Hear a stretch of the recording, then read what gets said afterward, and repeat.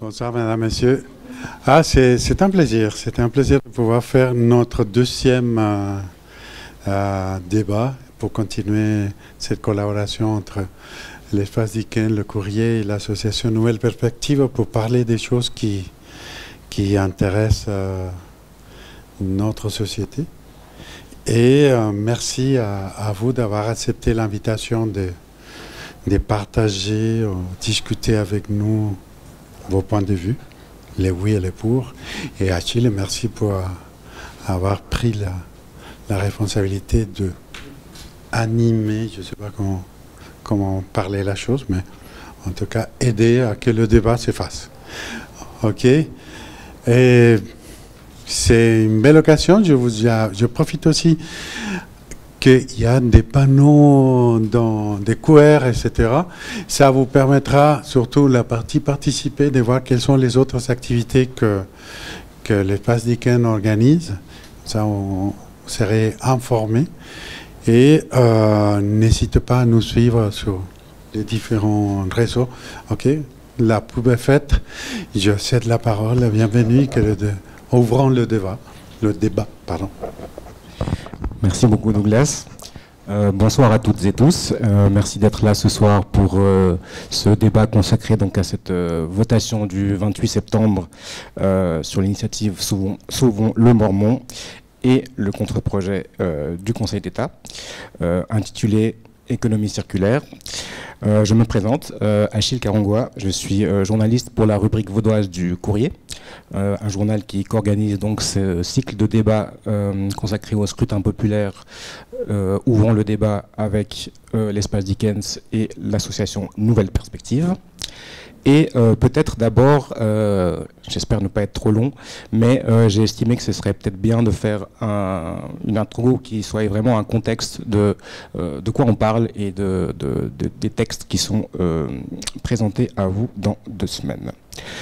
Alors déjà, le Mormon, de quoi on parle?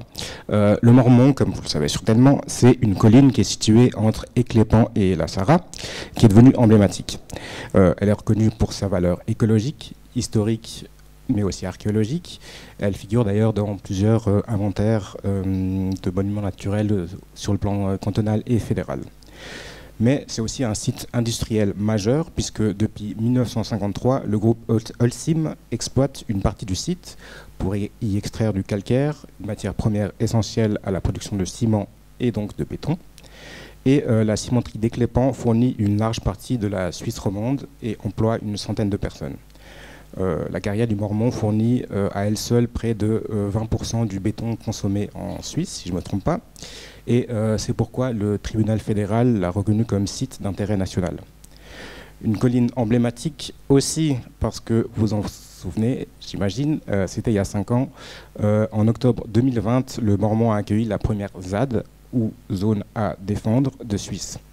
Des militants et militantes ont occupé les lieux durant 6 mois pour empêcher l'extension de la carrière sur le plateau de la Birette, dernier grand secteur non protégé. Et l'évacuation policière de mars 2021 a mobilisé 600 agents, plus de 600 agents, si je ne me trompe pas. Et tout ça a marqué les esprits. Dans ce cadre, dans la foulée de cette ZAD, la gauche vaudoise et des associations de défense de l'environnement ont lancé cette initiative sur laquelle on va voter, qui a abouti il y a quelques années et prévoit de déclarer la colline site protégé en révisant partiellement la Constitution. Elle souhaite aussi que l'État et les communes doivent veiller à une utilisation rationnelle des ressources, notamment le calcaire, l'argile et le sable, et favoriser des matériaux respectueux de l'environnement à la place du ciment dans leur propre choix de construction et rénovation. Parallèlement, après 6 ans de procédure, le tribunal fédéral a autorisé fin 2022 Holcim à exploiter le périmètre Birette pour y extraire jusqu'en 2060. Autrement dit, même si l'initiative passe le 28 septembre prochain, la cimenterie ne fermera pas demain. L'autorisation actuelle courra encore 40 ans. Face à cette initiative qui était jugée trop rigide par un certain nombre des milieux politiques et économiques, le Conseil d'État et le Grand Conseil ont adopté un contre-projet direct qu'ils ont appelé « Économie circulaire puisque l'une de ces mesures phares, c'est d'inscrire dans la Constitution non pas la protection du mormon, mais un article qui dit l'État et les communes créent des conditions favorables au développement de cette économie circulaire. Ils instaurent des conditions cadres pour un usage des matières respectueuses de l'environnement. Ils prennent des mesures pour éviter les déchets, promouvoir le partage, la réutilisation, la réparation, la rénovation et le recyclage. L'idée, c'était que ce contre-projet soit plus global que l'initiative très précise de Sauvons le Mormon et favorise une transition écologique d'une économie linéaire, c'est-à-dire extraire, produire, consommer, jeter, à cette économie circulaire qui valorise les matériaux et leur réutilisation. Pour bien comprendre ce contre-projet direct qui est en votation, il faut aussi comprendre que le Conseil d'État l'a adossé d'un article indirect en modifiant la loi sur la protection du patrimoine naturel et paysager et en y inscrivant donc la protection du mormon à l'instar de la venoge. Ça permet de dire que seules les carrières déjà autorisées peuvent être exploitées et que toute autre extension doit passer par le Grand Conseil et peut être soumise à référendum. Donc la droite, le Conseil d'État et la majorité du Grand Conseil donc soutiennent que cette modification indirecte plus le contre-projet sur lequel on va voter sont suffisants à cette transition écologique. Mais les initiants ont jugé que ce n'était pas assez solide, ils auront l'occasion de développer ça, et donc ils ont maintenu leur initiative. Nous votons en fait sur 3 questions le 28 septembre prochain.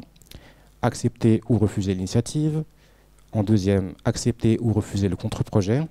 Mais aussi, en cas de double oui, vous serez invité à choisir quelle préférence de texte vous avez en question subsidiaire.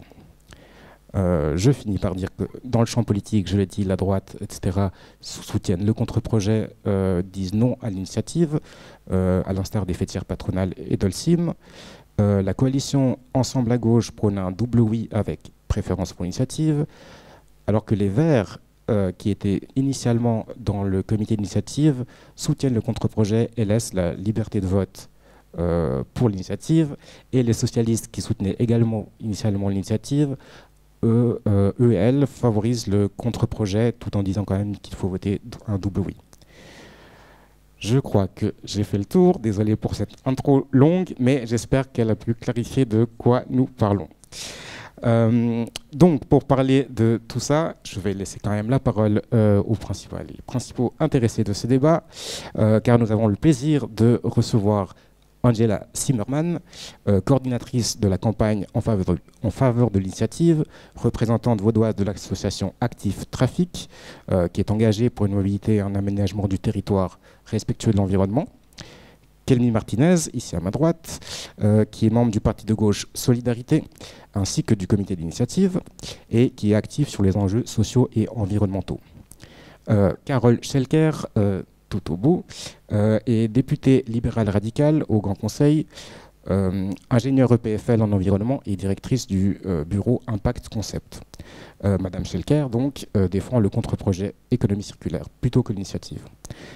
À sa gauche, Madame Isabelle Chevalet, ancienne conseillère nationale, membre des Verts libéraux et directrice d'Ecolit, une société active dans la promotion de l'économie circulaire justement et la gestion des déchets, qui soutient également le contre-projet plutôt que l'initiative.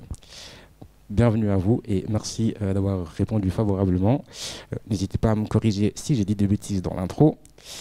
Et peut-être pour commencer, moi j'avais trouvé intéressant, peut-être on est 5 ans après cette occupation qui donne finalement l'occasion au peuple de voter sur cette initiative, puisque c'est les zadistes qui ont mis avec beaucoup de force à l'agenda politique cette question du mormon et du béton. Donc je voulais vous demander un petit tour de table, peut-être 5 ans après, quelle est votre lecture de cette occupation, de cette évacuation et des suites politiques qui ont été données. Madame Schelker, peut-être si vous souhaitez commencer. Voilà, ça fonctionne. Bonsoir à tous. Alors je pense que cette occupation du Mormont, elle a vraiment marqué les esprits, hein, ça c'est sûr. Elle a eu l'avantage, je dirais, de mettre en lumière un débat qui est quand même légitime, la protection d'un paysage, de valeurs écologiques, de valeurs archéologiques.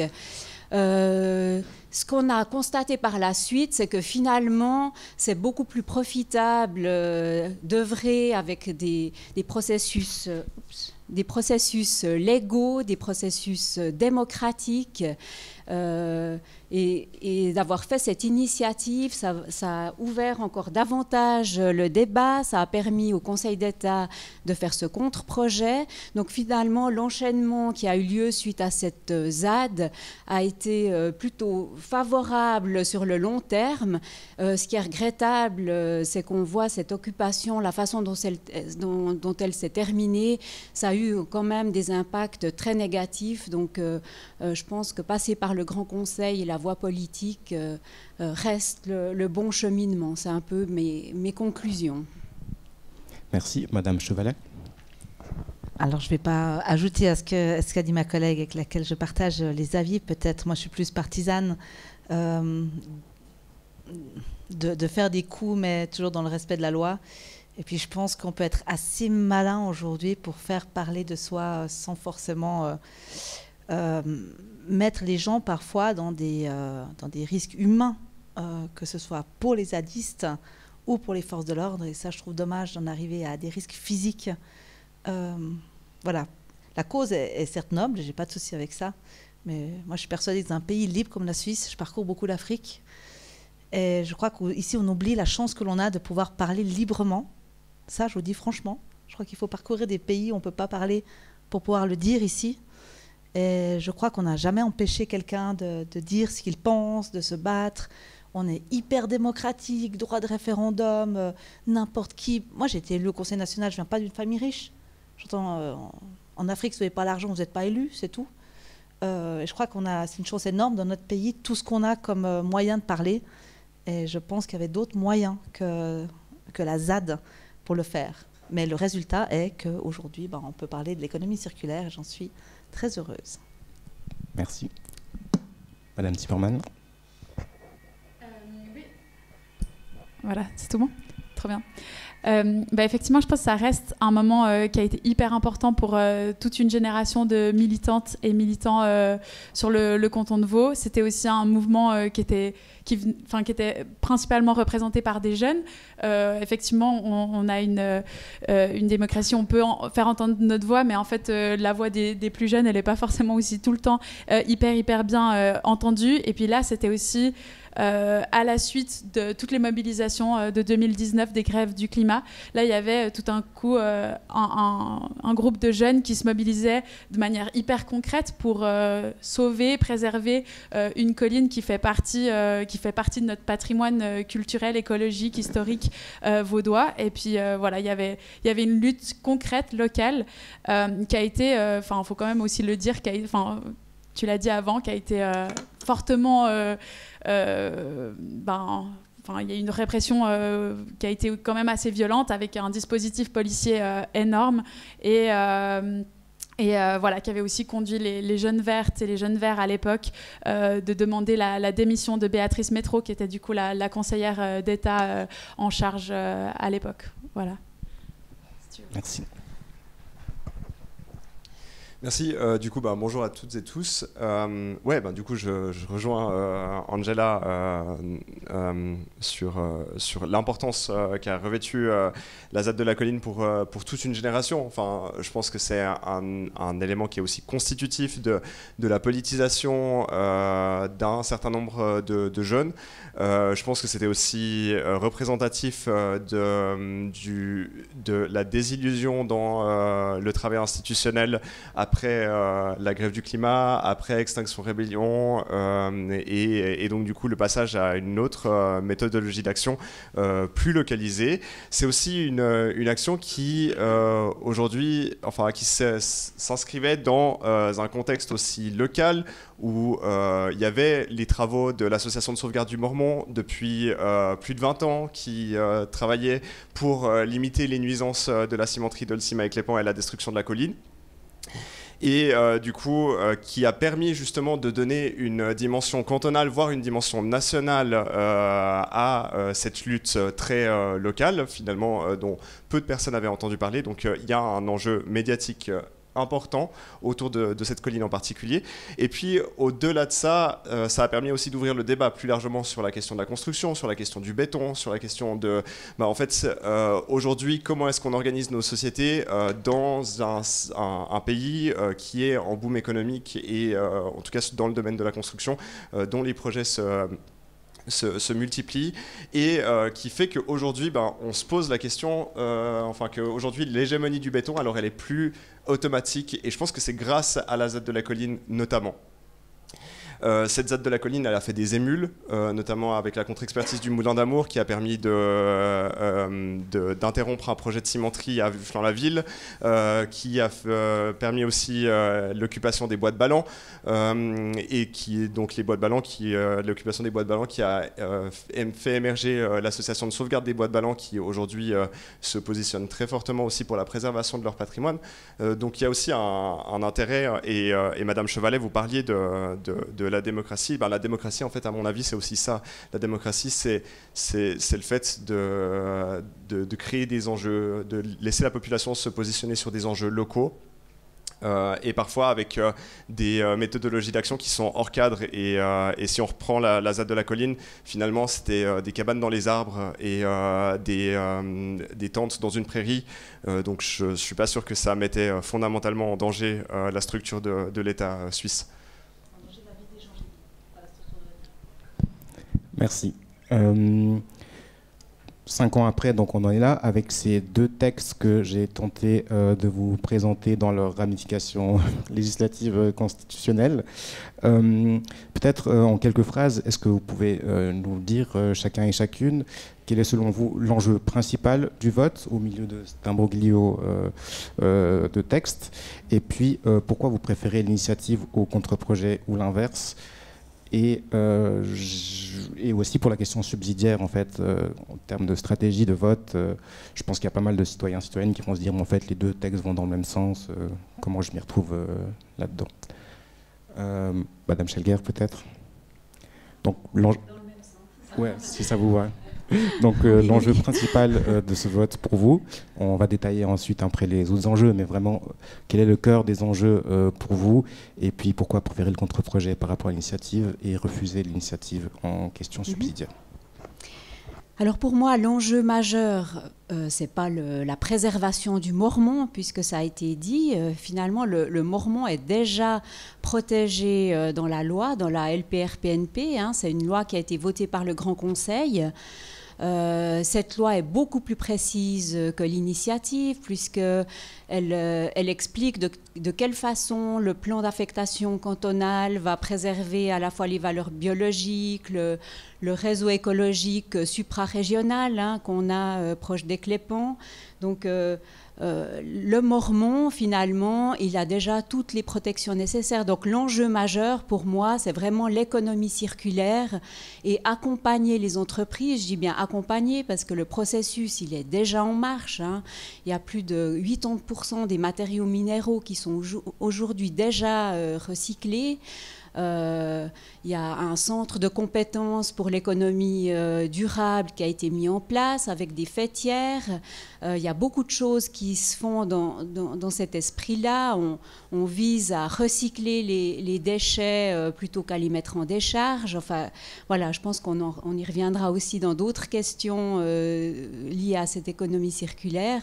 Donc pour moi, c'est ça le centre du débat. Est-ce qu'on veut juste, comme le dit l'initiative, se concentrer sur le béton, le ciment, l'argile, de façon très ciblée, sans avoir une vision large de l'économie circulaire qui nous touche tout un chacun.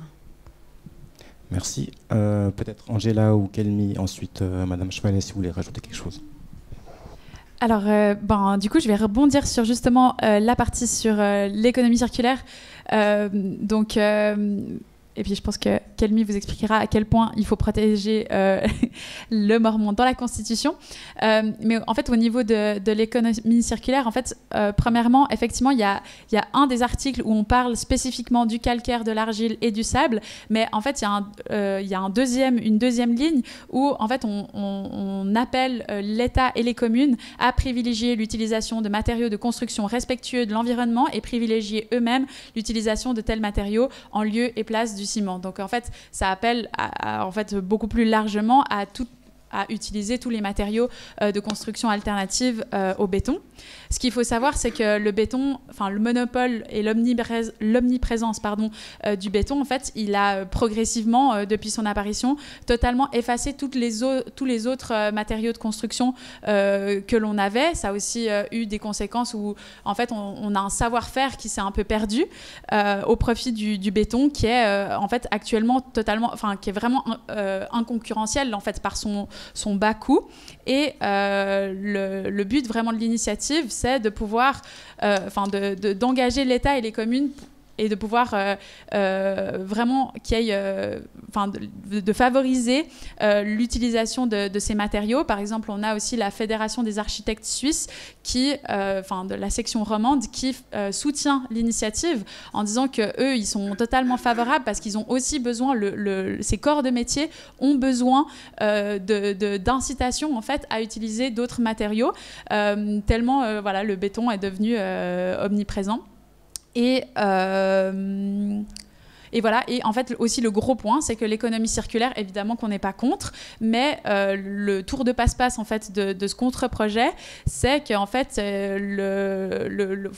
si le concept d'économie circulaire il est très intéressant, en fait dans la question du béton, en fait quand on recycle du béton, ce qu'il faut bien comprendre, c'est que le ciment, du coup, c'est la partie qui permet de lier et de donner ce béton. Et en fait, ce ciment, c'est la production de ciment qui est extrêmement émettrice de CO2.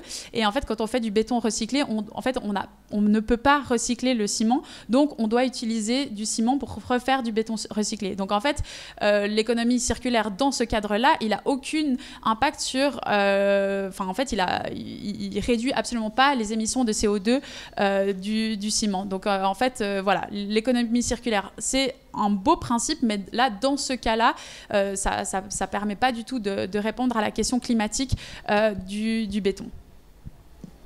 Merci. Madame Chevalet, peut-être Oui, volontiers, ça me permet de rebondir sur l'économie circulaire, suite aux propos de ma préopinante. En fait, il est faux de dire que ça n'a aucun impact sur le CO2 d'utiliser du béton recyclé, en guillemets, on parlerait de surcyclé, le terme exact. D'abord parce que ça permet de faire du granulat. Le granulat, ça évite de refaire des carrières, parce que sinon il faudrait des carrières pour pouvoir aller chercher ce granulat. Donc je crois que vu les oppositions qu'il y a à Ballon, on est content finalement de pouvoir surcycler le 80% de ce béton pour en faire du nouveau granulat. Ça a évidemment un impact sur le CO2. C'est clair que le béton, c'est un liant, c'est comme une colle, et que la réaction chimique du béton, elle ne peut pas, en cassant, en broyant du béton, la recréer, ça c'est sûr, parce qu'il y a tout un phénomène chimique derrière. Mais le fait de réutiliser déjà tous ces bétons de déconstruction est déjà un sacré challenge, vu les masses en jeu et les quantités en jeu. Et j'aimerais citer un rapport du Conseil fédéral, qui est très intéressant, qui dit que même... de mars 2023, même si l'ensemble des matériaux de déconstruction étaient recyclés, les matières premières secondaires ne permettraient de couvrir qu'un quart des besoins en matériaux de construction. Alors si certes on peut faire des maisons en bois, moi je vis dans une maison en bois, j'ai pas de problème avec ça, mais j'ai un sous-sol en béton. Je suis présidente de l'énergie éolienne, on va faire des socles en béton, les barrages c'est du béton, les infrastructures, les tunnels il y a du béton. Et en fait, le béton est quand même une matière assez incroyable et qui est difficilement remplaçable. Aujourd'hui, on utilise 15 millions de mètres cubes de béton en Suisse. La forêt, si on l'exploite de manière durable, va apporter à peu près 8 à 9 millions de mètres cubes de bois. Là-dedans, il y a 6 millions de mètres cubes qui partent en bois énergie pour le chauffage. On appelle tous à se chauffer au bois au lieu du mazout, c'est bien. Je me chauffe au bois. Mais finalement, il ne reste pas tant que ça de bois pour la construction. Ça veut dire que ce bois, on va aller le chercher où? Forcément à l'étranger. Et puis, j'ai bien aimé quand vous dites c'est notre colline, voilà, on préserve notre colline. Mais si finalement, on ne prend pas ce qu'on a chez nous, on va le prendre ailleurs. Donc, bon, on ne le fait pas chez nous, mais on le fait chez les autres. À quelque part, c'est un peu plus responsable de se dire, on assume, on le fait ici. Comme l'a dit Madame Schelker, cette colline, aujourd'hui, le reste est protégé. Et j'aimerais quand même compléter quelque chose qui est intéressant, c'est le comblement de cette carrière. Parce que le tribunal fédéral a ordonné le comblement de la carrière. Mais l'initiative, elle, dit, en gros, on ne touche plus rien. Alors moi, ça m'intéresse d'entendre les initiants sur cette question, parce qu'a priori, on ne touche plus rien. C'est-à-dire qu'on ne va pas la combler. Et là, si c'est l'aspect paysager le problème, autant laisser recombler cette carrière pour retrouver la colline du Mormont. On a une peine énorme à trouver des décharges pour déchets inertes, hein, je parle bien inertes. Si vous cassez votre tasse, elle n'est pas recyclable, on la mettra dans des décharges inertes. Et où est-ce qu'on les met? Aujourd'hui, c'est difficile. Je ne parle même pas des décharges de mâche fer, parce que ça, c'est la galère. On va à Zurich pour les mettre. Et là, il y a des challenges qui sont intéressants dans la reconstruction même du Mormont. Quid? Merci. Il y a déjà beaucoup d'arguments. Alors peut-être, Kelly, si tu voulais déjà rebondir sur l'enjeu principal selon les initiants et initiantes. Et puis ensuite, je vous laisserai les deux voir si vous voulez répondre à quelques arguments et en reprendre ensuite. Kelly. Bon, il y a un aspect qu'on n'a pas nécessairement abordé, c'est la sanctuarisation du Mormont dans la Constitution. Pour nous, c'est extrêmement important d'aller jusqu'au bout de cette démarche et puis de sanctuariser le Mormont dans la Constitution. Pour vous donner un exemple, en 2017, les Verts et Vertes, ils avaient lancé une initiative pour interdire l'exploitation du gaz de schiste. Dans le canton de Vaud. Et puis en 2018, alors le Grand Conseil, il a étudié l'initiative et puis du coup, alors il a inscrit l'interdiction de l'exploitation du gaz de schiste dans la loi. Et donc du coup, en 2019, les Verts, ils disent « Ok, ben, on a atteint nos objectifs et donc du coup, alors on retire l'initiative. » Donc l'interdiction d'exploitation du gaz de schiste, elle est inscrite dans la loi et pas dans la Constitution. 2022 arrive quoi? La guerre en Ukraine et avec les enjeux au niveau de l'énergie. Et là, les groupes PLR et UDC au Grand Conseil, qu'est-ce qu'ils font? Tout de suite, ils proposent de modifier la loi pour ouvrir l'exploitation du gaz de schiste à Neuville, au bout du lac. Par cet exemple, ce que je voudrais dire, c'est que justement, en fait, la protection du Mormont dans la Constitution, alors elle serait tout à fait complémentaire à ce qui a déjà été inscrit dans la LPR-PNP. Elle viendrait pas du tout le contredire, mais justement, elle viendrait mettre un socle de protection supplémentaire sur la protection de cette colline. Parce que forcément, comme vous le savez toutes et tous, pour modifier la Constitution, il faut un vote populaire, alors que pour modifier la loi, il suffit d'un vote du Grand Conseil, et puis il suffirait que le vent tourne, et en même temps, je pense qu'avec les forces en puissance et les lobbies, Holcim, Orlati, Implenia, qui financent leurs lobbyistes au Grand Conseil, je pense que je donne pas beaucoup de temps à cette loi pour ne pas être modifié d'ici quelques années. Je vous laisse encore juste répondre peut-être sur la faiblesse de votre texte par rapport au comblement.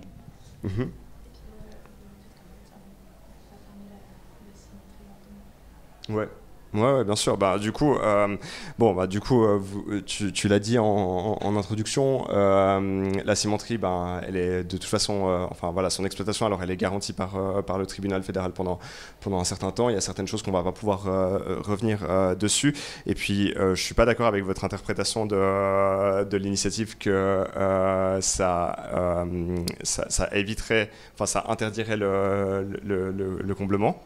Je pense que c'est un débat de juriste et mais je pense qu'il y a aussi un truc quelque chose de réaliste. Là, ça fait 70 ans qu'on creuse cette colline et donc du coup là, on va jouer les apprentis sorciers ou les apprentis dieux à recombler cette colline de bout en bout. C'est quelque chose qui semble assez irréaliste.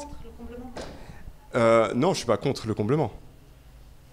Juste en tant qu'initiation, c'est vraiment une question de compréhension. En tant qu'initiation, on peut ou on ne peut pas? Juste que je comprenne, en tant qu'initiation, vous êtes favorable, l'initiative permet le comblement, vous seriez opposé à ce comblement ou pas? C'est juste une question de compréhension. Hein. Je pense que c'est, en fait, la question du comblement, de manière générale, de toute manière, le tribunal fédéral a dit que Holcim devrait combler la colline. Le seul problème, c'est que, en fait, c'est bien joli, mais on ne peut pas comparer une reconstruction paysagère comme il devrait le faire avec une restauration écologique. Ce Mormont, ça faisait, en fait, cette colline, elle a été formée sur des millions et des millions d'années. Donc, en fait, juste combler un trou, et la remettre en état, ils doivent la remettre en état. Ça permet pas du tout de reconstituer toute la complexité de cette colline, les habitats rares et la valeur écologique initiale du site, qui a permis d'avoir vraiment genre une végétation et tout un tas d'espèces qui sont d'ailleurs menacées au niveau suisse. En fait, juste en comblant le trou, on va pas pouvoir redonner toute cette valeur écologique à la colline. Pour répondre à votre question très concrètement, on n'est pas opposé au comblement, et d'ailleurs c'était une lutte c'était d'ailleurs une victoire de l'association de sauvegarde du Mormont d'obtenir le comblement de la colline dans l'arrêté du tribunal fédéral, bien que l'arrêt du tribunal fédéral ne mette pas un terme direct aux volontés juste pour la compréhension d'Holcim.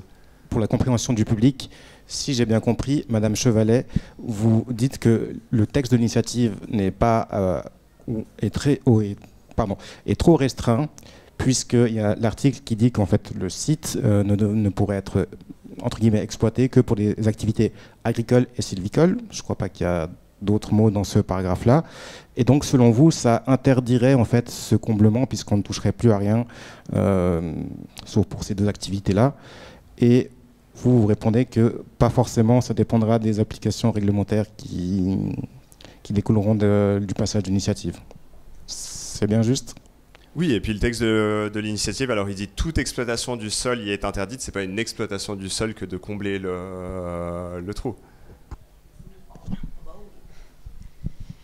Alors le terme exact, quand on met en place une décharge, c'est qu'on exploite une décharge. Une décharge est bien une exploitation. Et puis pour combler le site du Mormont, il faudrait bien mettre en place un plan d'exploitation, un plan d'affectation cantonale pour l'exploitation d'une décharge, là en l'occurrence de type A. On va peut-être pas trop passer de temps là-dessus. J'espère que vous avez compris les deux arguments, et puis peut-être on pourra revenir avec le public plus tard sur cet élément-là. Si je résume, la protection constitutionnelle que vous prenez, pour vous, elle est dépassée, puisqu'il y a déjà une loi qui protège le Mormont. Et le texte de votre initiative ne mentionne pas assez de mesures pour la transition de l'économie.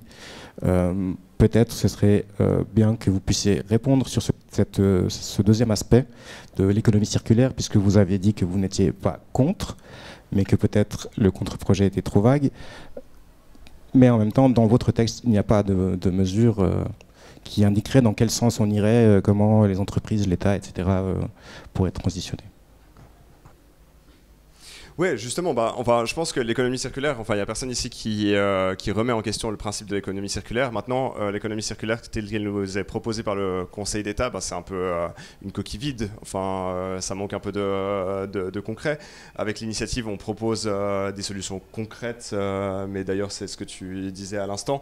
Dans le domaine de la construction, alors effectivement, c'est plus ciblé sur le domaine de la construction.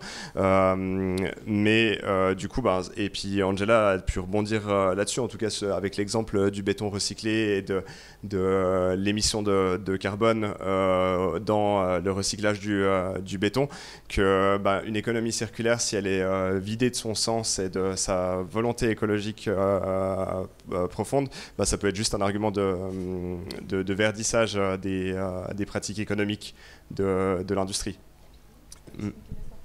Ouais. Je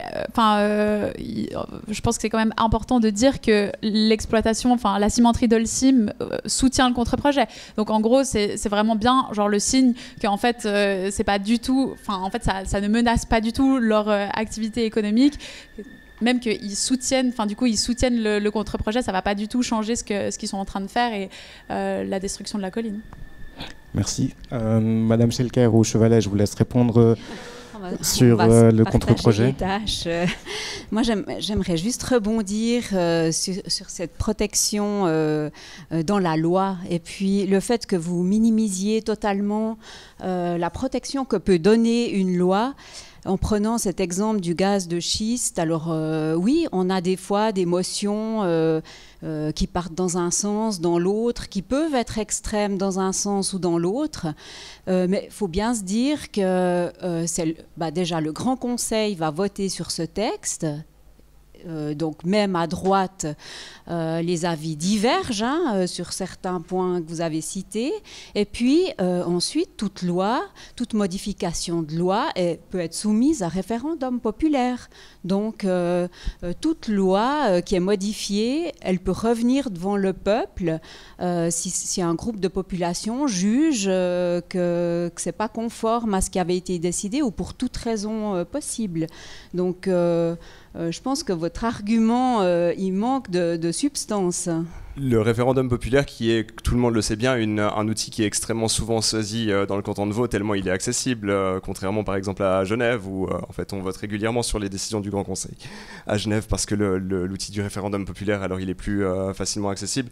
Aujourd'hui, enfin, il n'y a aucune garantie que l'outil du référendum populaire, alors il puisse être saisi, voilà, avoir les forces nécessaires pour ensuite ramener à nouveau le sujet sur la table. Oui, alors pour moi, c'est des supputations. C'est vrai que la venoge elle-même est protégée par une loi et puis... moi, j'aimerais vous rassurer sur ce point. J'ai presque envie de vous prendre par la main et de vous rassurer. Le mormon est bel et bien ultra protégé aujourd'hui. Oui. J'aimerais juste rebondir sur cette histoire de... Voilà. Quand on argumente en disant « Ah, Holcim soutient le contre-projet », donc c'est louche, quoi. Je me dis, pour une fois qu'une entreprise s'engage sur une thématique qui est quand même engageante, qu'est l'économie circulaire, je trouve vraiment pas très cool ce genre d'argumentation parce que vraiment je crois que les cimentiers, et en particulier Holcim, est une des cimenteries les plus exemplaires de Suisse sur leur démarche et ils ont tout intérêt à faire durer la carrière parce que vous savez très bien que c'est limité, donc plus vite ils vont aller piocher, plus vite ils seront fermés. Donc en mettant en place une économie circulaire, eh bien, ils vont faire durer leur business. Et puis ensuite, quand vous dites que votre initiative, elle parle aussi d'économie circulaire, non, elle parle que du béton, tandis que le contre-projet, lui, aborde la problématique des déchets. Et dans cette problématique, il y a un point que j'avais soulevé avec vous, que j'aimerais quand même signaler, c'est qu'on parle clairement de réutilisation. Donc on n'est pas que dans la construction, on est plus global sur l'économie circulaire, et on parle de réutilisation. C'est la première fois dans la législation vaudoise, que ce soit loi ou constitution, qu'on mettrait la réutilisation. Je suis un petit village de 1000 habitants. Si vous voyez ce qu'on voit à la déchetterie, c'est honteux. Moi, je dis toujours que tant que je remonte de la déchetterie avec plus que ce que je descends, c'est qu'on n'a pas de problème de pouvoir d'achat dans ce pays. On jette, mais de manière inacceptable, en mettant quelque chose dans la Constitution sur la réutilisation, avec même une priorisation qui a été mise réutilisation et ensuite recyclage. Cela permettrait vraiment de mettre des contraintes à la réutilisation aux entreprises et aux communes, parce que les tables et chaises d'école qui partent à la déchette, ça, j'en ai encore samedi dans mon village, si jamais vous en cherchez. Et sachant tout ce qu'il y a, les besoins qu'il y a ailleurs, je trouve simplement inacceptable. Alors de dire que ce contre-projet, c'est pif-pif, comme ça, pas du tout. Il y a eu le même texte à Zurich, d'ailleurs, qui a été accepté à 90% par la population. Je trouve que cette histoire d'économie circulaire, c'est pas du tout anecdotique. C'est beaucoup plus engageant que ce que vous laissez penser aux gens. Et je trouve vraiment dommage de finalement se focusser sur le mormon qui, comme l'a dit ma collègue, a déjà été mis dans la loi qui n'a pas été attaquée par référendum. C'est-à-dire que dans le deal que vous avez expliqué au départ, il faut quand même expliquer que la droite était moyennement heureuse, parce qu'il était accepté à l'unanimité, ce compte projet. Unanimité du Grand Conseil quand même, sur des sujets quand même assez écologiques. Madame Schmallet, peut-être. Oui, je fais court, mais ce que je veux oui. dire par là, c'est que c'est quand même un deal qui avait été fait en disant « Ok, on accepte ça moyennement vos promesses de retrait, ça n'a pas été retiré. Aujourd'hui, on discute quelque chose qui est réglé, c'est le Mormon, alors qu'il y a des enjeux énormes dans l'économie circulaire. » Moi, Justement, je suis vraiment un peu navrée de ça. Oui, merci. Je voulais justement qu'on aille plus avant sur cette histoire d'économie circulaire, certes, mais surtout de gestion des matériaux, puisque dans votre texte, donc l'initiative populaire, il y a quand même le concept donc d'une utilisation rationnelle des ressources. Est-ce que finalement, ça diverge avec le concept d'économie circulaire qu'il y a dans le texte du contre-projet? Kelmi, Angela? Mais non, mais fondamentalement, pas dans la mesure où, et d'ailleurs Ensemble à gauche n'appelle pas au refus du contre-projet, on appelle à l'acceptation des deux objets et à privilégier l'initiative parce qu'elle est plus précise sur cette question notamment du béton et de cette sortie de la dépendance au béton qui aujourd'hui est une question prégnante. Pour rappel, le béton aujourd'hui c'est 7% des émissions de gaz à effet de serre mondiales, c'est 2 fois plus que l'aviation. Enfin... Pour nous, justement, l'économie circulaire, ça reste une bonne idée sur le fond. Sauf qu'aujourd'hui, la question, c'est est-ce que vous préférez l'initiative ou le contre-projet? On dit oui aux deux, mais par contre, alors on préfère l'initiative sur la question subsidiaire. Et je pense que c'est un peu là l'objet du débat de ce jour. Mais forcément, je pense qu'on est assez d'accord sur cette question que, effectivement, il y a des enjeux en termes d'économie circulaire, de recyclage des matériaux, de valorisation des matériaux. Et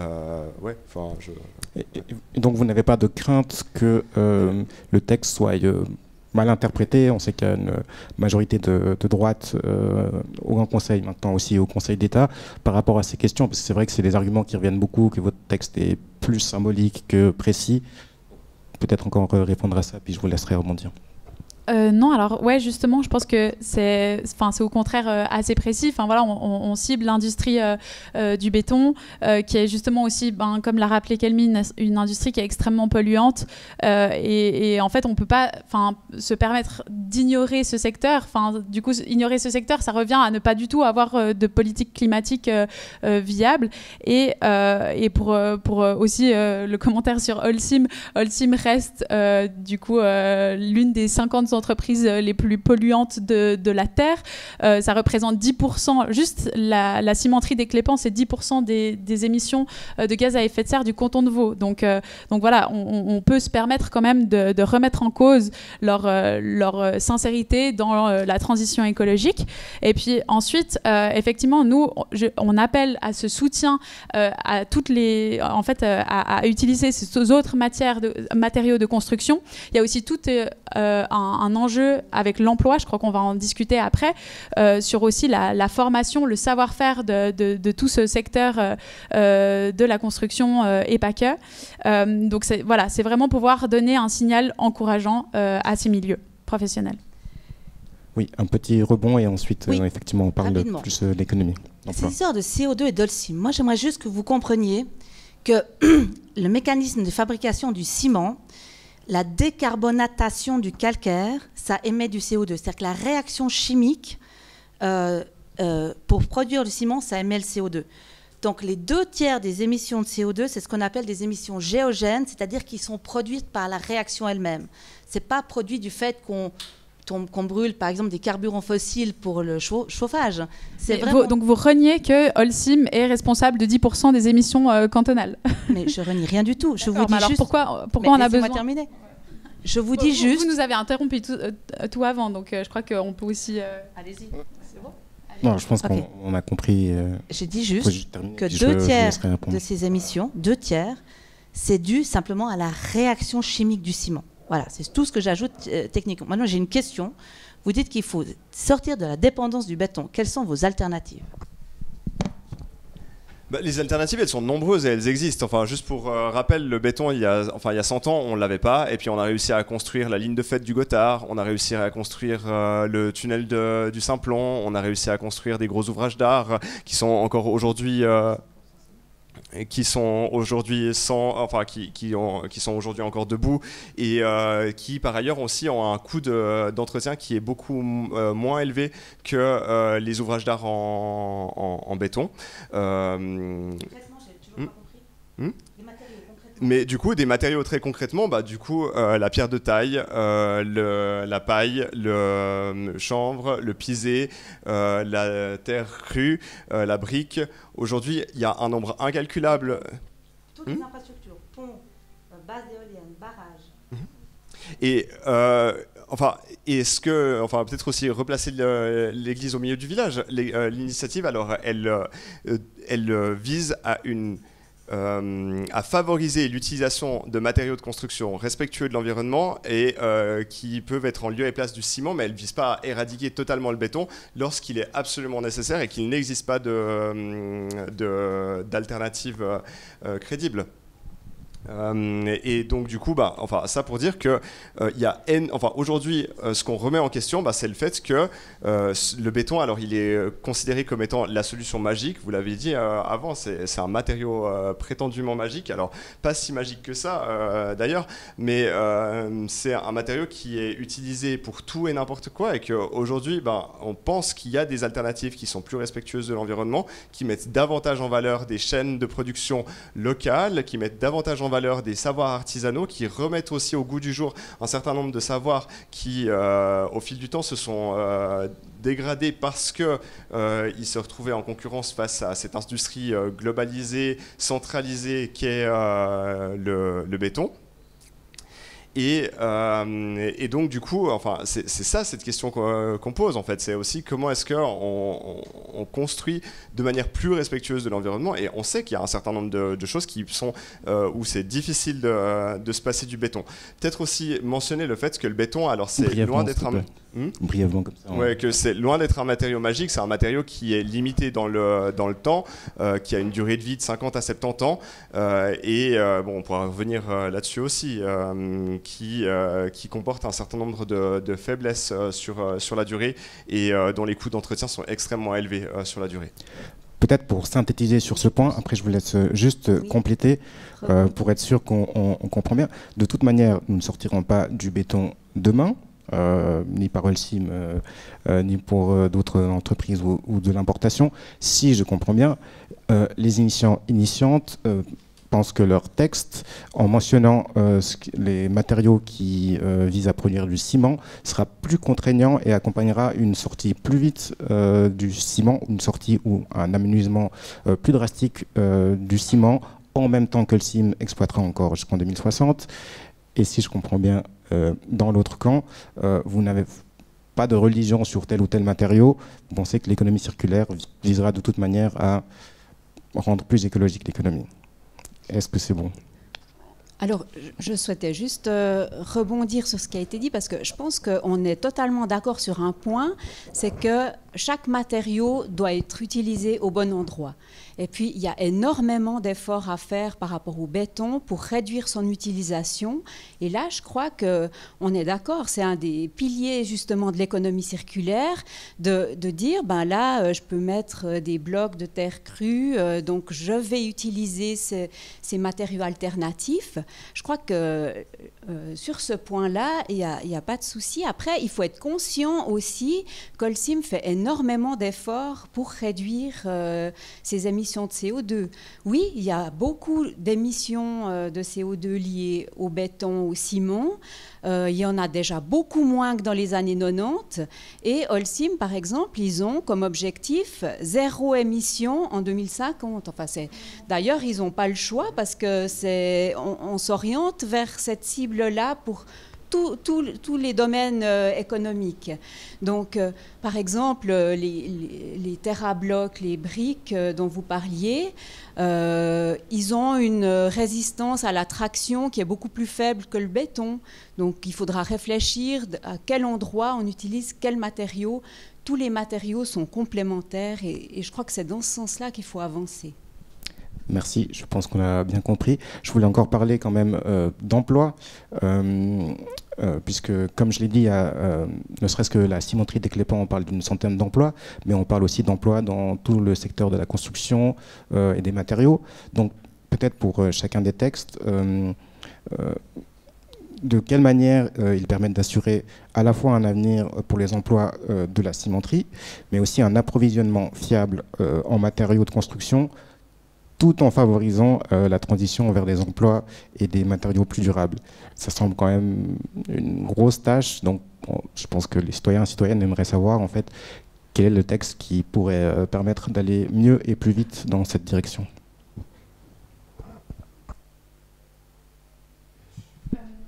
Je crois qu'on avait on en avait déjà un petit peu parlé, mais enfin, on a parlé aussi de tout ce temps en fait qu'on a à disposition. Donc, on parle de 2060. C'est aussi un temps qui nous est un peu donné pour justement prévoir la suite, pour prévoir qu'est-ce qu'on va faire après. On ne sait pas non plus quel sera l'état du monde en 2060. Mais donc, effectivement, le but, c'était d'avoir ce temps pour justement pas laisser tous ces emplois à l'abandon, mais du coup, de justement pouvoir réorienter vers l'utilisation de nouveaux matériaux, de nouveaux savoir-faire, enfin des savoir-faire en fait ancestraux qu'on pourrait réutiliser, etc. Et voilà, je crois que c'était à peu près tout. Ouais, tu voulais compléter ? Bah aussi, dire que l'emploi, enfin que justement privilégier les matériaux de construction alternatifs comme c'est prévu par l'initiative, c'est justement une voie qui favorise à long terme l'emploi. L'industrie du ciment, comme je l'ai dit avant, c'est une industrie qui est centralisée et qui a été optimisée au fil du temps pour fonctionner avec le moins d'emplois possible.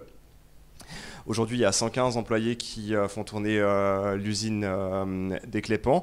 Si on remet en question cette hégémonie du béton, c'est aussi favoriser la filière du bois, qui a été mentionnée avant par Madame Chevalet. C'est aussi favoriser les filières alternatives comme les filières de l'exploitation de la terre crue. Vous mentionniez TerraBlock, qui est une entreprise à Alamans qui propose de faire des briques avec des terres issues de l'excavation des chantiers.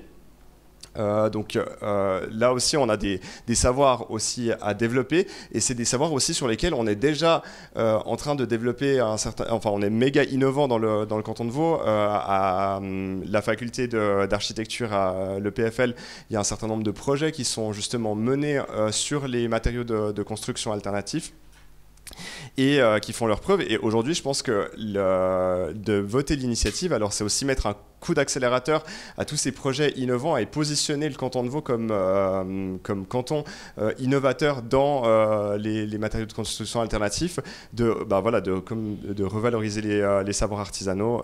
Ouais. Merci. Madame Schelker et Chevalet, vraiment, pour le contre-projet, par rapport à l'initiative, pourquoi votre texte, le texte que vous soutenez, est plus à même d'amener vers cette transition vers des matériaux plus durables, mais aussi des emplois plus durables? Simplement parce qu'il n'aborde pas seulement le domaine de la construction, qu'il aborde tous les domaines, et que l'économie circulaire, le principe même, c'est justement d'être en local, le plus local possible.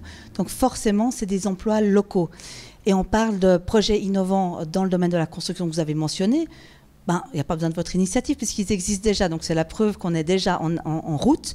Par contre, ce qui manque réellement, je me permets d'insister, c'est des projets innovants sur la réutilisation, parce que ça, vraiment, c'est le parent pauvre de toute la démarche recyclage et tout ça. Ça marche, tout ça. Mais la réutilisation, pas du tout. Et là, typiquement, le compte projet indirect permettrait de créer tout un nouveau pan dans ce domaine-là. Madame Schelker, vous voulez compléter ? Voilà, je crois qu'il y a déjà beaucoup de choses qui ont été dites, effectivement. Donc, avec le compte projet, je pense qu'on peut s'attendre à finalement une explosion de toutes ces professions, autant dans la recherche, dans la mise en œuvre des emplois locaux de chez nous. C'est vrai que si on doit importer, enfin on parle souvent des matières premières, c'est clair que si on doit les importer de France, importer du ciment, des granulats, c'est autant d'emplois qu'on n'a pas chez nous, et c'est autant d'impôts aussi que les entreprises locales ne versent pas à notre canton pour faire du social, des infrastructures, etc. Merci. Un rebond, et puis comme l'heure tourne, je posais ensuite la dernière question, comme ça on aura quand même le temps pour échanger avec vous. Bon, sur les budgets qui sont prévus, enfin je veux dire, là les montants qui ont été mentionnés par le Conseil d'État, alors ils sont dérisoires. On parle notamment de 1,1 million prévu par le canton pour privilégier les filières alternatives. C'est dérisoire par rapport au budget de l'État et par rapport aux nécessités de la branche, notamment pour faire concurrence à un matériau, le béton, qui a été positionné comme étant le matériau hégémonique et dont on a fait des réductions de coûts depuis des années. Et puis moi j'aimerais bien aussi qu'on arrête avec cette idée ou cette illusion que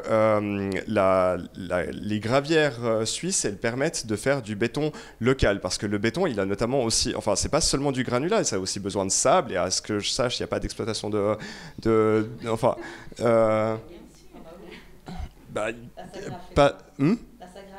mais il n'y a pas suffisamment enfin il y a des importations de sable, d'acier également pour armer le béton, et qui sont aussi de l'acier d'importation, et donc du coup le béton il est aussi dépendant de matériaux d'importation pour faire le mix total qui permet de constituer le matériau.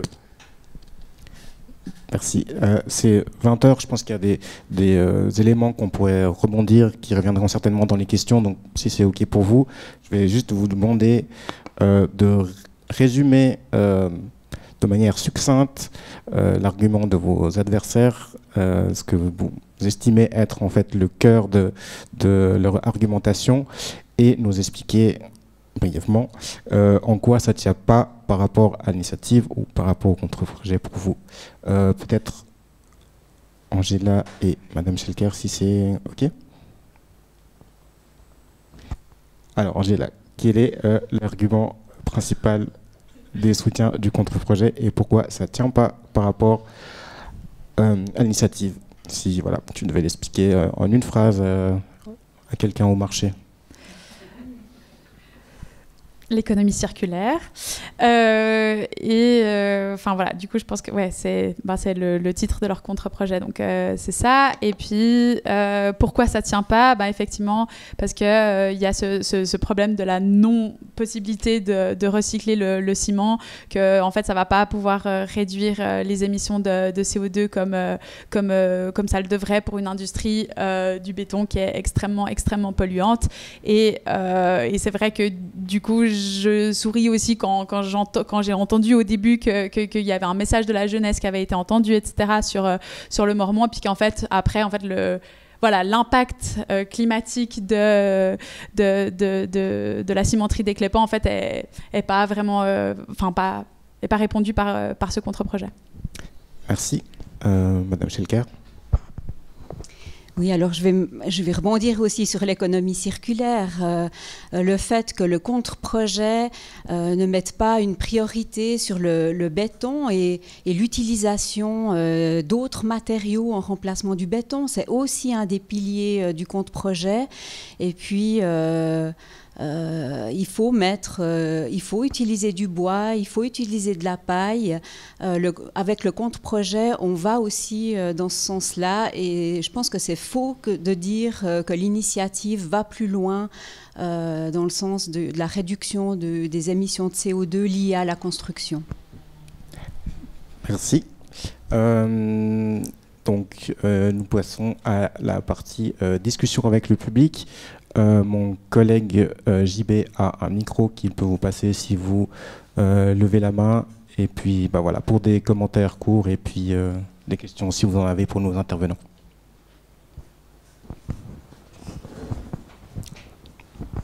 Oui, bonsoir et merci pour ce débat. Moi, ce que je constate malheureusement dans ce débat ce soir, c'est qu'il y a une grande absente. En fait, c'est la colline, quoi. On a parlé d'économie, on a parlé de béton, on n'a pas parlé de la colline. Alors moi j'ai entendu dire à un moment donné, le Mormont est ultra protégé. Alors moi je ne sais pas si vous êtes déjà allé vous promener au Mormont, mais c'est une balafre ambulante, c'est une horreur absolue. Et puis on n'a pas parlé biodiversité, on n'a pas parlé chlorofaune, on n'a pas parlé archéologie. Alors moi, le jour où on va remplir la balafre, je me demande si on va remettre des pots de l'époque des Celtes. Donc moi, je me dis, et je m'adresse surtout aux deux personnes à ma gauche, est-ce qu'on ne pourrait pas sauver la colline? Et puis, puisque vous adorez tellement ces articles pour promouvoir l'économie circulaire, pourquoi ne pas en faire une initiative, les inscrire je ne sais où, dans la Constitution ou ailleurs, mais laisser d'abord la colline être sauvée, ou en tout cas la population répondre sur leur souhait ou non de préserver ce haut lieu de nature et d'histoire. Je prends 2 ou 3 remarques et puis essayez d'être bref et puis de dire à qui vous vous adressez. Oui, moi je voulais poser une autre question. Alors je ne sais pas encore trop comment la formuler, mais vous parliez d'absente. Moi j'en constate une autre qui est la question en fait plus générale du climat et la question plus générale de la biodiversité, des limites planétaires, etc. Parce que tout ce que vous avez évoqué, même si ça allait beaucoup dans les détails techniques, de savoir, enfin, je trouve ouais, bah, aussi cette question de Holcim qui fait suffisamment d'efforts dans un monde où en fait actuellement, on s'y retrouve pas. Enfin, le monde, il y a un énorme backlash écologique, ça on peut pas le nier actuellement. Et de savoir, en fait, pour moi, la question de la colline, c'est pas juste la colline, c'est pas juste, même si c'est un endroit très beau, avec des très belles orchidées à protéger, mais c'est aussi une question de comment est-ce qu'on fait autrement. Mais pour moi, c'est pas est-ce qu'on doit faire autrement, c'est il faut qu'on fasse autrement.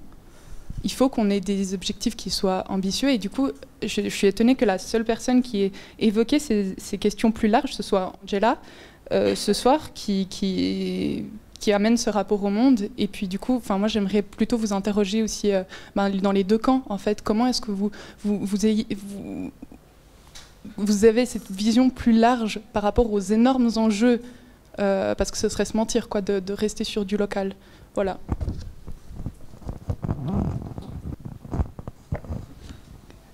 Oui, moi j'aurais une remarque qui débouche ensuite sur une question. Je dois dire que je trouve de la part des personnes, des partis aussi, qui soutiennent le contre-projet, qu'il y a une certaine naïveté à non, peut-être pas se vanter, mais se réjouir de l'approbation ou du soutien de Holcim. Vous oubliez quand même que Holcim, d'abord, est une multinationale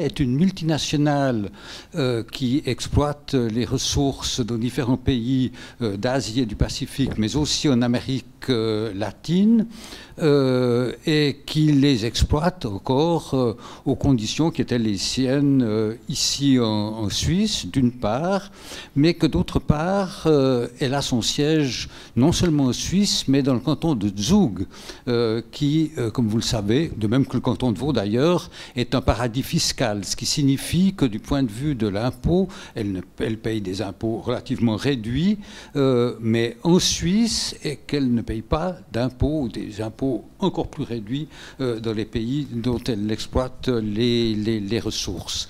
Et je me garderais bien de me gausser de l'appui d'une telle multinationale, d'une part, mais d'autre part, c'est Isabelle Chevalet, je crois, qui a mentionné la question des besoins, et des besoins dans l'ordre de la construction.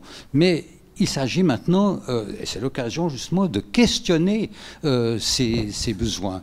Et je pense, en ce qui concerne l'utilisation du béton, d'une part à la multiplication de la construction, mais de la construction par exemple de résidences secondaires ou de villas privées aussi, ou de villas individuelles, je veux dire, mais aussi la construction, et ça c'est dans les projets, comme vous le savez, à nouveau du Conseil fédéral, de l'élargissement des routes, de la création de nouvelles routes, etc.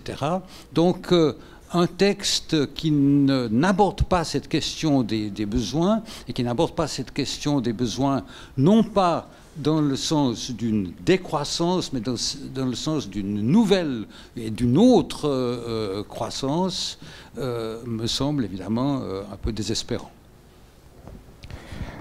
Merci. On prend déjà ces 3 questions pour nos intervenants et intervenantes. Donc il y avait la première question, remarque donc, de l'absence de la colline, les questions de biodiversité, faune, etc. Et aussi une question, j'imagine, qui s'adressait à Madame Chevalet, qui a dit que c'était ultra protégé, ou c'était Madame Schelker? Je vais reprendre, si vous me permettez. Je vais me faire l'avocate de ma collègue. Ma collègue, au départ, a insisté sur les différents points qui sont dans la loi. Elle a dit la loi est beaucoup plus précise que l'initiative. La loi mentionne les couloirs à faune, donc elle l'a dit. Elle mentionne tout l'aspect archéologique, elle mentionne tout l'aspect biodiversité. L'article de loi fait... Enfin, les articles, il y en a 3 ou 4, il fait 2 pages. Il est très détaillé. Donc, ce que ma collègue vous a expliqué au départ, c'est qu'au contraire, ils se sont bien préoccupés de la colline, puisqu'ils sont allés très en détail. Mais non, c'est une balafre, on va pas remettre des poteries, c'est absurde. Maintenant, le comblement, ben, on entend qu'on joue à Dieu, si on le recomble, on ne le comble pas. Moi, j'ai pas d'avis là-dessus.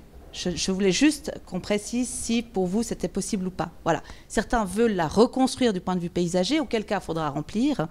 Voilà, j'ai pas d'avis là-dessus, j'ai juste... Donc, c'est exactement ça, c'est le tribunal qui l'ordonne. Maintenant, ce que je veux dire, c'est que la colline, ma collègue l'a clairement mentionné et détaillé. Je vais revenir sur le climat, parce que ça, c'est très intéressant. Holcim, les 10 dernières années, a baissé de 23% ses émissions de CO2. Ça, c'est juste des chiffres, c'est des faits. Ils ont déjà agi et ils continuent d'agir. Maintenant, les alternatives que j'ai, quand on entend il faut sortir de la dépendance du béton, ma collègue l'a aussi dit, il n'y a pas un bon matériau, il y a des matériaux à utiliser là où il faut. Ensuite, on a des problèmes de normes où en Suisse, parfois les dalles, la norme fait qu'on doit lui mettre une certaine épaisseur et qu'on pourrait diminuer l'épaisseur. Donc là, on est tous d'accord pour agir, au passage y compris Holcim, hein. On n'est pas, c'est pas juste là pour bétonner. Et puis, il faut agir. Maintenant, au niveau global, où je suis d'accord avec vous, et moi je travaille dans les déchets, les émissions de gaz à effet de serre, des décharges mondiales, ces grandes décharges, on voit les gens, les malheureux là-dessus, c'est les mêmes quantités que toute l'aviation. Et pour pratiquer ces décharges, pour aller au contact de ces gens, je suis vraiment très fâchée de voir les moyens qui sont mis pour faire des carburants renouvelables qui ne verront jamais le jour. Puis en même temps, là où on peut agir, parce que finalement ce méthane qui est issu de ces décharges, c'est des déchets organiques qui pourrissent. Et en Afrique, c'est 60 à 80% du volume des décharges, des déchets organiques, c'est du compost, c'est des fertilisants. Quand il y a eu la guerre en Ukraine, le problème, ce n'était pas le blé, c'était les fertilisants pour l'Afrique. Et en même temps, ils en ont plein les décharges. Et ça, il n'y a personne qui s'en préoccupe. Donc si vous voulez parler in globo, alors vraiment, on peut prendre un bon moment ensemble, parce que je vous garantis qu'il y a des leviers d'action qui ne sont pas utilisés aujourd'hui et qui devraient l'être bien plus. Et ce n'est pas une maison en paille en Suisse qui va changer quelque chose au niveau in globo, c'est vraiment d'agir là où il y a des énormes émissions qui sont complètement sous-estimées. Et ça, c'est le GIEC qui le dit. Merci, madame. Deux sources complètement sous-estimées en Afrique, c'est les grandes décharges et c'est les émissions des gaz frigorigènes. Voilà. Non, mais on voulait aborder plus largement. Oui. Voilà, ça me permet juste quand même d'élargir. Est-ce que quelqu'un d'autre souhaite répondre donc, sur la question de la colline absente, les questions de biodiversité, etc., qui va aussi, j'imagine, avec la deuxième question, qui abordait une vision plus globale sur les problèmes climatiques, environnementaux, et le backlash, enfin, dans un contexte de backlash écologique. Peut-être revenir aussi voilà, sur la colline, les aspects la richesse archéologique du site. Aujourd'hui, on se retrouve avec les archéologues qui doivent faire les fouilles au pas de charge pour pouvoir permettre à Holcim de pouvoir exploiter les nouvelles parcelles. Et ça, c'est hyper problématique parce qu'en fait, on est en train de déterrer un patrimoine qui est là depuis des centaines d'années, voire plus d'un millénaire, qui font partie de notre culture et qu'on essaye du coup d'essayer de sauver l'immeuble pour permettre ensuite à l'entreprise Holcim de grignoter le reste de la colline. Donc là, il y a aussi une perte importante. Bon, après, sur la question de biodiversité, couloir faunique, alors on a pu en reparler. Et je rejoins aussi l'intervention sur la naïveté vis-à-vis de Holcim. Enfin, je veux dire, Holcim... Enfin,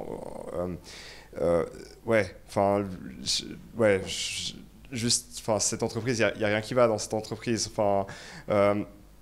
Les chiffres de réduction des gaz à effet de serre, alors il y a un certain nombre de chiffres qui ont notamment été démentis ou réduits après des recalculs, notamment sur la question du prétendu béton vert qui réduisait de 30% les émissions de gaz à effet de serre. Finalement, des spécialistes se sont penchés sur la question. On parle plus que de 10% des gaz à effet de serre. Holcim, par le passé, nous a quand même prouvé plusieurs fois, en collaborant avec l'État islamique, en manipulant, Holcim c'était aussi l'amiante dans les années 70. Je veux dire, Holcim nous a aussi prouvé par le passé que c'était pas nécessairement une entreprise qui était digne de confiance. Aujourd'hui, elle est aussi dans les tribunaux face à des populations indonésiennes. Donc dans les tribunaux à Zug, il y a eu des audiences il y a quelques semaines face à des populations indonésiennes qui ont porté plainte contre elle pour son rôle dans le réchauffement climatique. Angela l'a dit, Holcim, elle fait partie du top 50 des entreprises les plus polluantes du monde. C'est 10% des émissions de gaz à effet de serre du canton de Vaud. Bref, je ne pense pas que ce soit nécessairement un partenaire de confiance quand on parle d'environnement et d'écologie. Merci. Angela, et puis encore Madame Schelger, si vous avez quelque chose à dire sur les 3 premières questions, et puis comme ça on a le temps encore de prendre quelques-unes.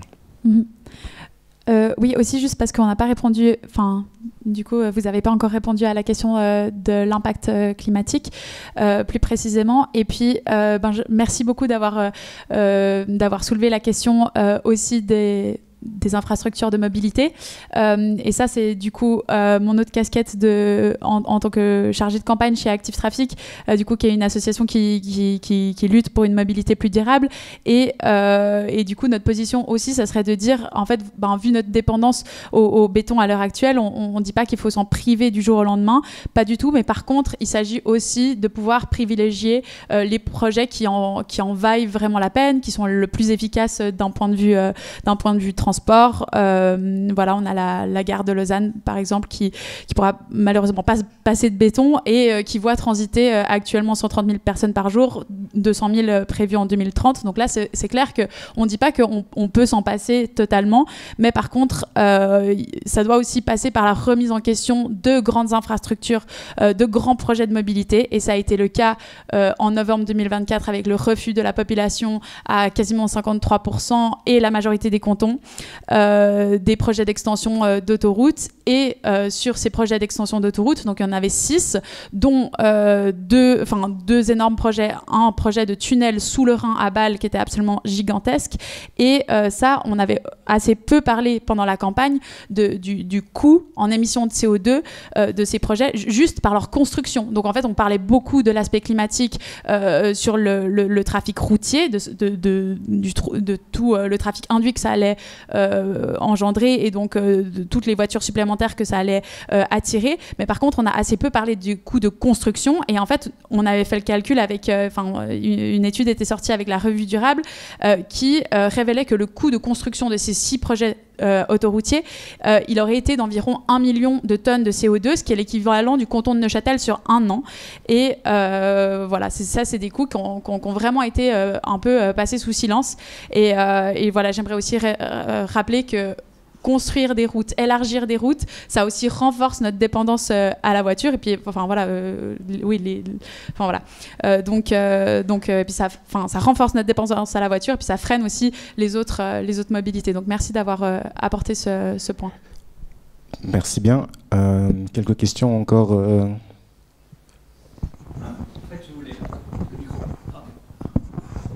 Je voulais intervenir sur un tout autre aspect, sur une question qui m'intéresse beaucoup avec cette votation.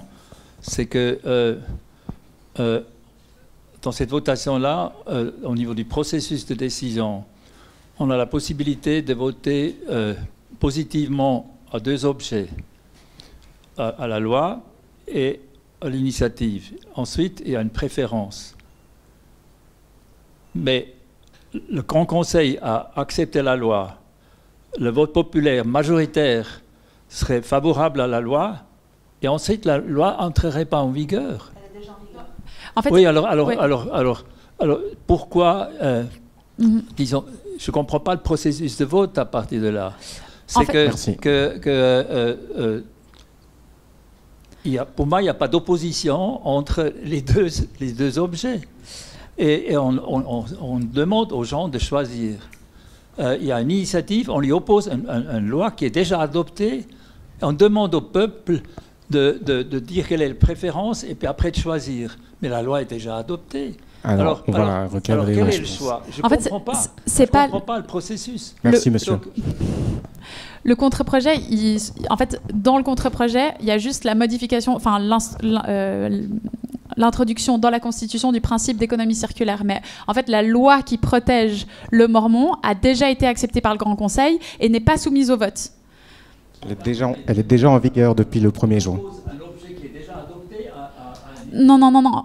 En fait, l'objet qui est déjà dans, enfin, la loi qui protège le mormon n'est pas soumis au vote. Nous, on va juste voter sur le principe, l'introduction dans la Constitution du principe d'économie circulaire. Donc, en fait, vous avez soit le choix entre l'initiative qui modifie la Constitution pour protéger le mormon et inciter à l'utilisation d'autres matériaux.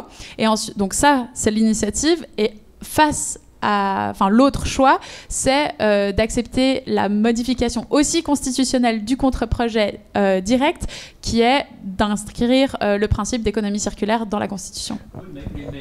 Mais juste, monsieur. Le Grand Conseil, il a le droit de réintroduire ça. Monsieur, juste. Excusez-moi, monsieur, on va juste compléter peut-être avec Madame Schelker qui est élue au Grand Conseil, qui peut nous donner des éléments sur ça.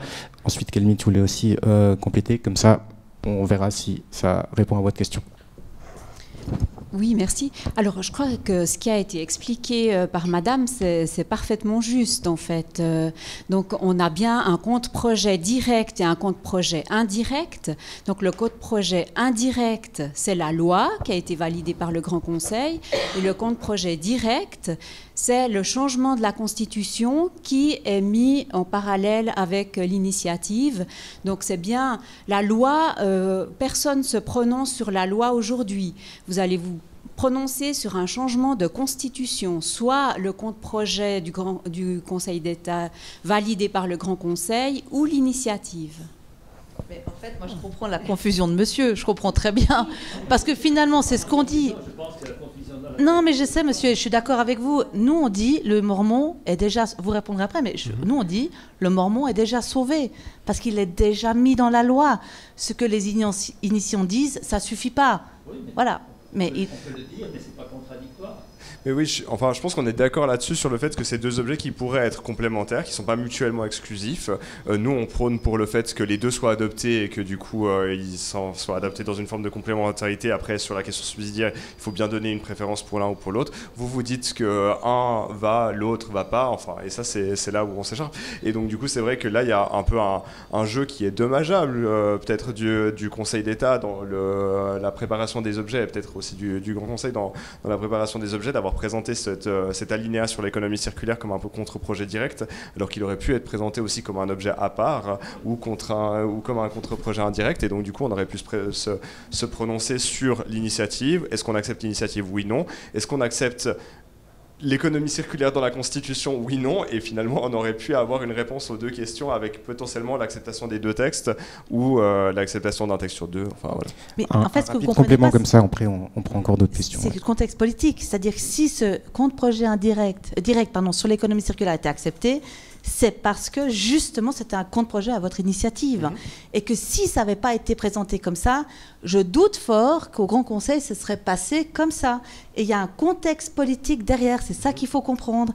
Et c'est parce que ça a été présenté comme ça. Et si le centre patronal aujourd'hui dit 2 fois non, c'est parce qu'ils sont fâchés du fait que le deal des discussions de dire on met dans la loi le mormon, on met l'économie circulaire avec lequel on est moyennement heureux, mais ok, on accepte ça contre projet sur l'histoire du béton. Ils l'ont un peu avalé comme ça. Comme finalement pour eux, le fait de maintenir l'initiative, c'est comme si on ne respecte pas le deal qui a été fait, ils se sentent le droit aujourd'hui de dire 2 fois non. Donc il y a tout un aspect politique derrière. On ne peut pas juste prendre les textes et se dire qu'on aurait pu les opposer. Ça n'aurait pas été comme ça du tout. Merci. Accepté dans un autre contexte. Merci. Voilà. Rapidement, puisqu'il y avait un élément de contexte voilà, qui vous, entre guillemets, met en cause d'avoir maintenu votre initiative. Je te laisserai répondre sur ça, pardon, et puis après on prend deux dernières questions. Comme on parlait de contexte politique, on ne l'a pas encore trop mentionné, mais c'est vrai que du coup, l'initiative Sauvons le Mormant, elle avait été lancée avec un lead par les Vertes et les Verts. Et puis maintenant, c'est eux aussi qui du coup, rétropédalent avec leur conseiller d'État Vassili Venizelos aussi, qui présente ce contre-projet. Voilà. Et puis c'est vrai que sur le moment aussi, suite à la ZAD, ça avait aussi un peu été pris comme une récupération politique. Ils ont lancé leur initiative. Maintenant, on peut se prononcer dessus, et puis au final maintenant ils la défendent plus non plus, donc c'est vrai que là on parle de jeu politique, alors peut-être à droite aussi, mais à gauche aussi, quoi. Je pense qu'on peut quand même regretter que la population vaudoise se retrouve otage. On peut regretter que la population vaudoise se retrouve otage des jeux politiques partisans du Grand Conseil. Et puis, vu que l'objet, alors il a été accepté à l'unanimité, enfin bon, après ce serait de la politique fiction de dire est-ce que si ça avait été présenté différemment, alors, enfin, je pense que l'objet, alors il avait quand même un intérêt vu qu'il a été accepté à l'unanimité. Je doute que le groupe UDC aurait voté à l'unanimité, enfin, s'il n'était pas non plus, il n'y avait pas d'intérêt quand même pour cet objet de... Merci. J'espère que ça a répondu à votre question, monsieur, et encore un peu mieux éclairé pour le vote du 28. Une question, deux questions. Ouais, on prend encore 2-3 questions. Merci. Oui, je trouve ça intéressant parce qu'effectivement, du coup, on entend clairement que même le contre-projet pour certains groupes a été une couleuvre à avaler pour éviter le pire, mais du coup, ça démontre que l'économie circulaire telle qu'elle est présentée quand même va moins loin que l'idée de... sinon, il l'aurait pas avalé il serait pas en train d'appeler à voter pour le contre-projet, mais en avalant des couleuvres, mais contre l'initiative. En termes purement d'économie. Mais ce que j'entends par là derrière, c'est qu'en fait, moi, ce que j'entends, c'est qu'il y a une opposition entre une économie, de la question de la priorisation entre l'économie circulaire ou la sortie du béton progressive. Je trouve intéressant parce que les deux comparaisons étaient exactement les mêmes sur la question des déchets. Vous dites que les déchets, c'est l'équivalent de l'aviation en termes de pollution. De l'autre côté, on nous dit que... C'est pas ce que j'ai dit. J'ai dit les grandes décharges, les émissions de méthane des grandes décharges. Des grandes décharges, ok. De l'autre côté, on nous dit que le béton, c'est 2 fois l'aviation. Du coup, c'est purement des questions mathématiques derrière de... la priorité actuelle, sachant que le CIM est le plus grand pollueur du canton de Vaud, que c'est 10%, que même si ils réduisent de 20%, en fait, si je retire 20% de 10%, ça veut dire que c'est encore 8% des émissions de CO2 dans le canton de Vaud. C'est des questions purement mathématiques, donc c'est toujours énorme. Viser le zéro carbone d'ici à 2050, pour l'entreprise la plus polluante qui compte encore de toute façon exploiter la colline du Mormont jusqu'à 2060, c'est quelque chose dans lequel j'ai de la peine à me projeter, particulièrement en sachant qu'actuellement, de ce que disait Holcim, c'est qu'ils vont mettre à peu près 10 millions par année, sauf erreur, pour ces questions-là. Si je remets toute proportion gardée par rapport au pouvoir économique de l'entreprise, j'ai fait ce calcul pour le plaisir, c'est comme si une personne qui gagnait le salaire médian suisse mettait 26 francs par an pour verdir son image en tant que plus gros pollueur du canton et un des plus gros pollueurs de la planète. Moi, je pose énormément de questions par rapport à ça sur qu'est-ce qu'on priorise en fait, et c'est vraiment cette question-là en fait qui pour moi est centrale finalement par rapport à cette espèce de non-choix de jeu politique où effectivement, bien sûr qu'on défend l'économie circulaire, mais en fait, est-ce que le béton est pas quelque chose à prioriser, et la sortie du béton en particulier quelque chose à prioriser vis-à-vis du poids de la pollution entre les différents domaines. Voilà. Merci. Une dernière question rapide, et puis ensuite vous pouvez répondre aux deux en même temps. Ok. Alors, volontaire. C'est une question par contre. Oui, allez-y seulement. C'est pas une question. Non, mais en fait, je m'intéresse beaucoup au sujet, donc je connais bien les chiffres. Et puis, vous avez dit plusieurs choses qui n'étaient pas tout à fait exactes, mais on ne va pas rentrer dans les détails. Mais non, dites ce que j'ai pas dit qui était juste. Alors, la liste est longue. votre micro, si jamais Madame Chevalet. Honnêtement, on en parle après, si vous voulez. Comme ça, je vous raconte. Voilà. Excusez-moi, vous pouvez pas dire que j'ai des choses fausses devant tout le monde sans me dire quoi. Les trucs qui me viennent comme ça, c'est les gaz à effet de serre du béton, c'est à 98% le ciment. Donc c'est impossible mathématiquement. Non, mais moi je dis ça, c'est la vérité. C'est 98%. Donc il y a zéro moyen pour qu'en faisant du granulat, on arrive à quelque chose de circulaire. Puis en plus, la circularité, il n'y a pas l'extraction dans ce concept même. Donc, ça joue pas, en fait. On ne peut pas comparer. En fait, c'est pour ça qu'il y a une réelle opposition entre ces deux éléments. C'est deux visions complètement différentes de la situation. Et normalement, la circularité devrait complètement exclure l'extraction. Après, vous avez dit qu'on réemployait, qu'on faisait du... non, oui, enfin, qu'on fait du... J'ai oublié le terme. Le granulat ? Le plus banal. Pardon ? Le granulat ? Oui, en fait, on recycle, voilà. On recycle les éléments à 80%. Oui, mais c'est pas ce qui est intéressant. Ce qui est intéressant, c'est ce qu'on remet dans la construction. Et dans la construction, aujourd'hui, il n'y a que 5% d'éléments qui sont recyclés.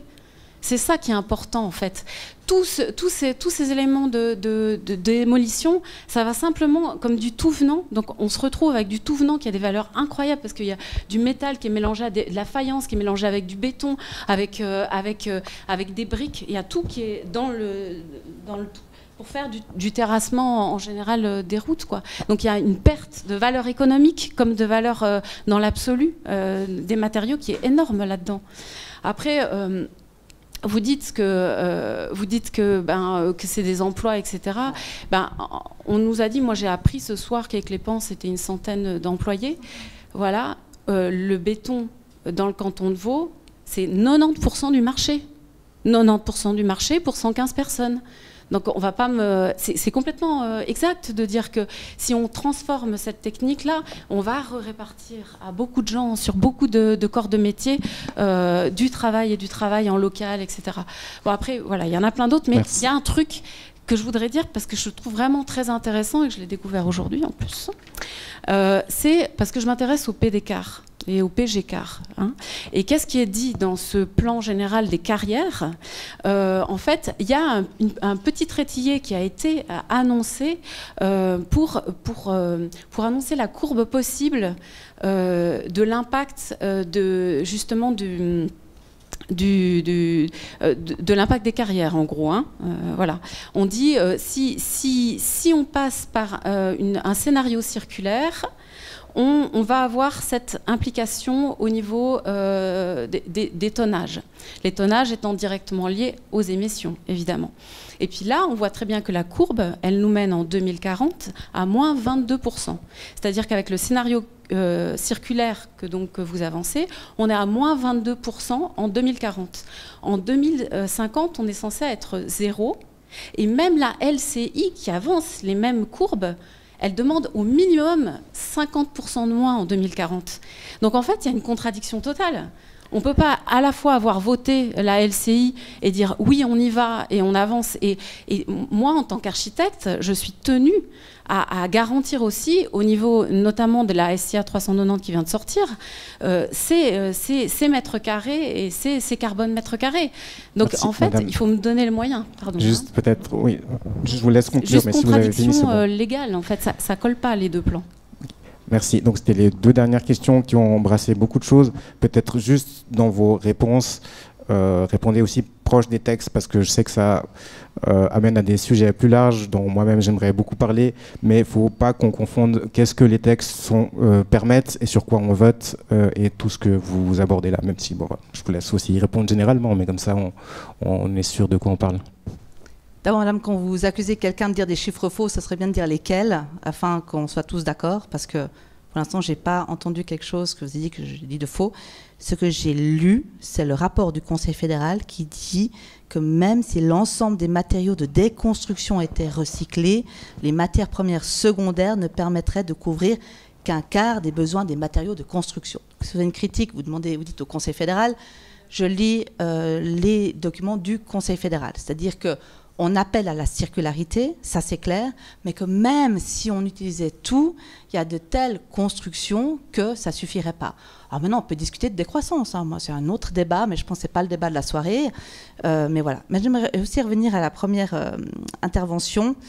En fait, si ils ont eu de la peine à accepter, je ne sais pas si la personne m'écoute ou pas. Oui, d'accord.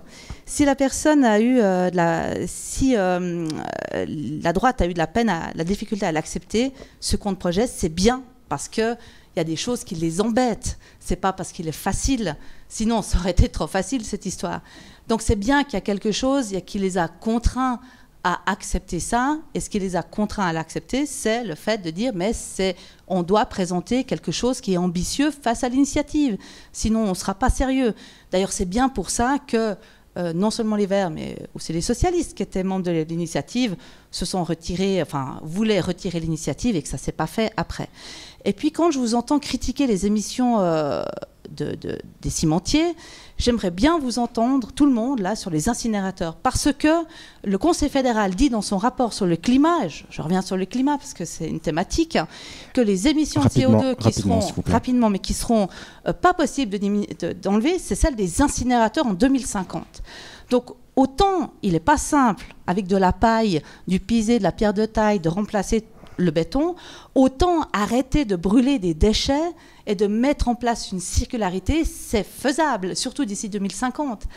Alors, je me sens bien seule à lutter contre les incinérateurs, je ne vous entends jamais là-dessus, alors qu'en définitive, non seulement ça fait du CO2, ça laisse un peu de dioxine au passage à Lausanne, ça fait bien d'autres problèmes, sans parler des mâches fer.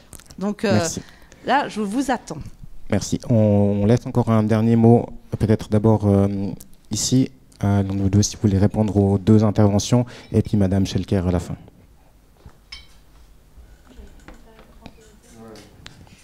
Ok.